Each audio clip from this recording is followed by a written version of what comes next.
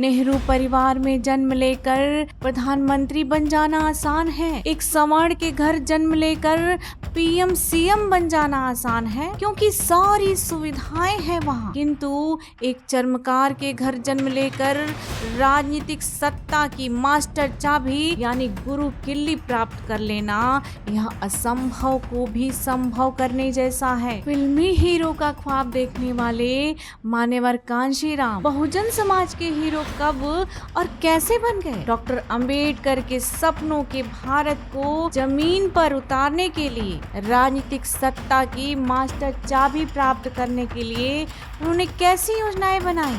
तो आइए सुनते हैं मान्यवर कांशीराम जी की संघर्ष की वह दिव्य गाथा जिसने उन्हें पूजनीय बना दिया। मान्यवर कांशीराम का जन्म 15 मार्च सन 1934 में पंजाब के रोपड़ जिले में एक रामसिया चमार परिवार में हुआ था। इसलिए 15 मार्च को बहुजन समाज के लोग प्रेरणा दिवस के रूप में मनाते हैं। मान्यवर साहब की शुरुआती शिक्षा शासकीय प्राथमिक पाठशाला मिलकपुर पंजाब में हुई थी। उस जमाने में अधिकांश दलित विद्यार्थियों की तरह उन्हें भी अध्यापकों के हाथों भेदभाव का शिकार होना पड़ा। असंख्य सामाजिक भेदभाव, अनेकों आर्थिक मुसीबतों के बावजूद शिक्षा पथ पे लगातार आगे बढ़ते हुए सन 1956 में रोपड़ के सरकारी कॉलेज से उन्होंने बीएससी की डिग्री हासिल की। भेदभाव की घटनाओं से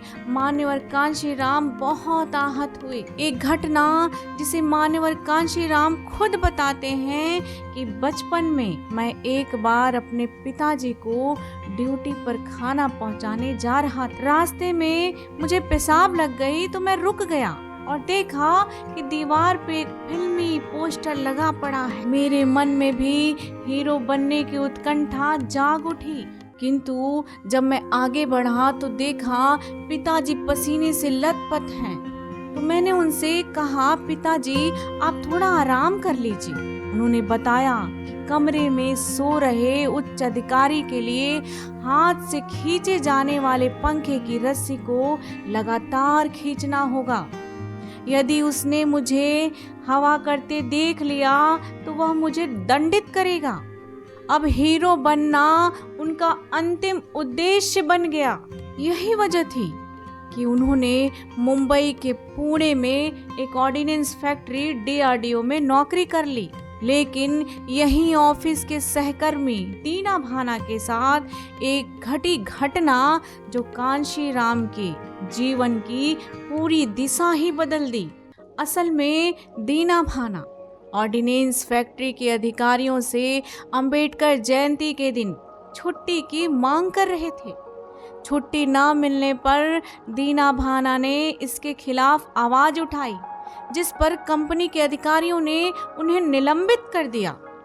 दीना भाना के दलित समाज का होने की वजह से कांशीराम का उनसे जुड़ाव था, जिसकी वजह से वह दीना भाना के पक्ष में खड़े हो गए। हालांकि तब कांशीराम डॉक्टर अंबेडकर तथा उनके मिशन से नहीं जुड़े थे, इसलिए उनके मन में एक बात बार बार आ रही थी, आखिर क्यों डॉक्टर अंबेडकर की वजह से दीना भाना ने कंपनी के मालिकों से लड़ाई मोल ली और अपनी नौकरी तक को दांव पे लगा दिया। कांशीराम जी ने जब डॉक्टर अंबेडकर के बारे में दीना भाना से पूछा तो दीना भाना ने उन्हें डी के खापर्डे से मिलवाया। कांशीराम को अंबेडकर के बारे में जानकारी न होने पर डी के खापर्डे ने आश्चर्य व्यक्त किया और कहा, क्या अब बाबा साहब डॉक्टर भीमराव अंबेडकर को नहीं जानते? यदि डॉक्टर अंबेडकर ना होते तो यह नौकरी भी आपको नहीं मिलती।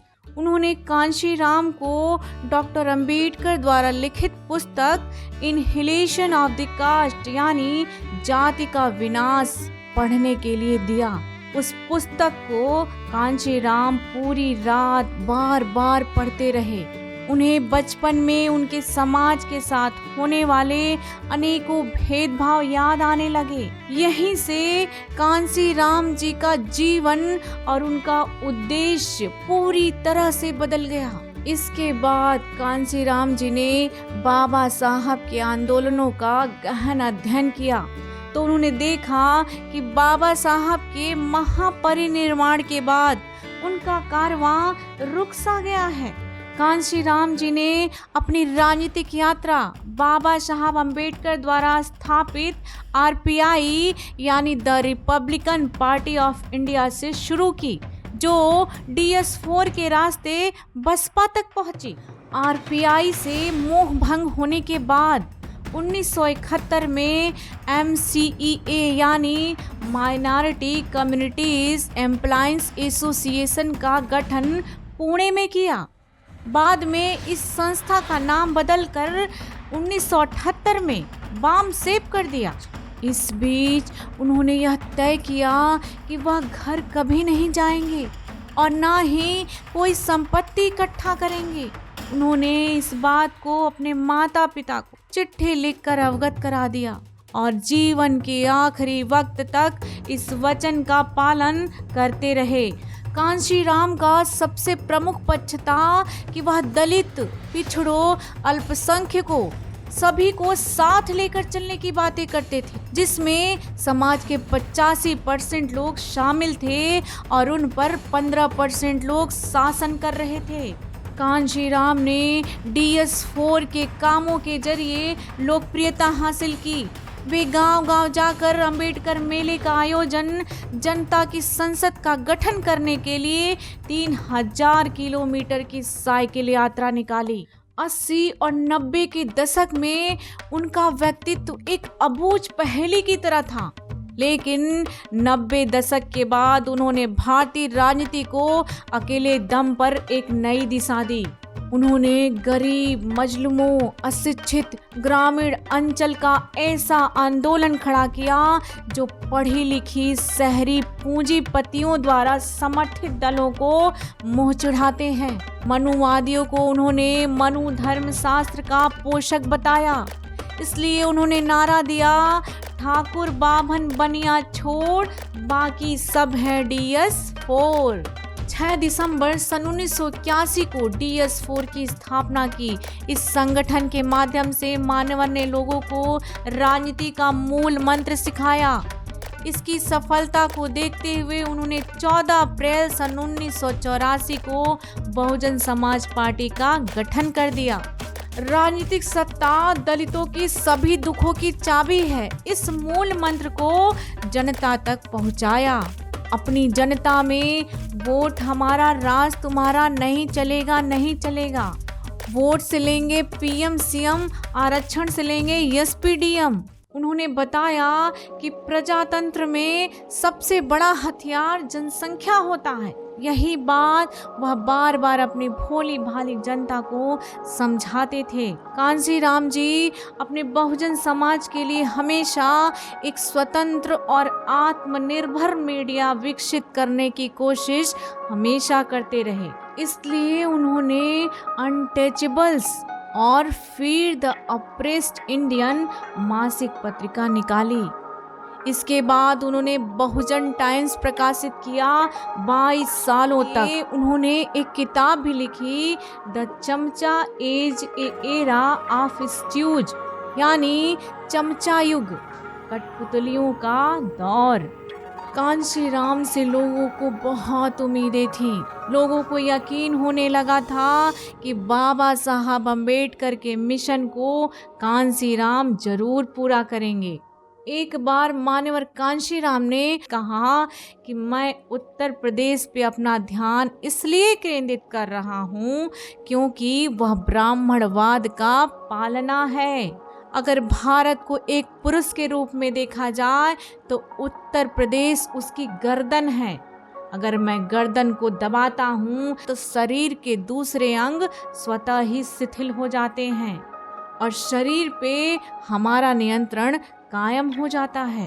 अपनी खराब स्वास्थ्य के कारण 2001 में सार्वजनिक रूप से बहन मायावती जी को अपना उत्तराधिकारी घोषित किया।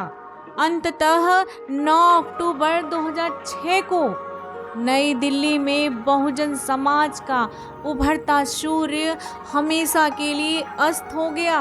अंत में यह कहा जा सकता है कि आज भारत में अंबेडकरवाद अगर जिंदा है तो उसका पूरा श्रेय सिर्फ मान्यवर कांशीराम जी को जाता है। किंतु उनकी मृत्यु के सिर्फ 2 दशक के अंदर ही उनके विचारों को भुला देना, बीएसपी पार्टी का पूरी तरह पतन हो जाना, दलितों की राजनीतिक समझ और बीएसपी प्रमुख पर सबसे बड़ा प्रश्न खड़ा करता है। मनुवादियों ने षड्यंत्र के तहत आज उनके नाम पर अनेकों छोटी छोटी जातिवादी पार्टियों का गठन कर कांशीराम के विचारों को पूरी तरीके से नष्ट कर रहे हैं, जो बहुजन समाज के लिए एक चिंता का विषय है। तो आइए हम सभी मिलकर मान्यवर कांशीराम के सपनों के भारत को साकार करने का एक दृढ़ संकल्प लें। यही उनके लिए सच्ची श्रद्धांजलि होगी। एक बार प्रेम से बोलिए, मान्यवर कांशी साहब की जय।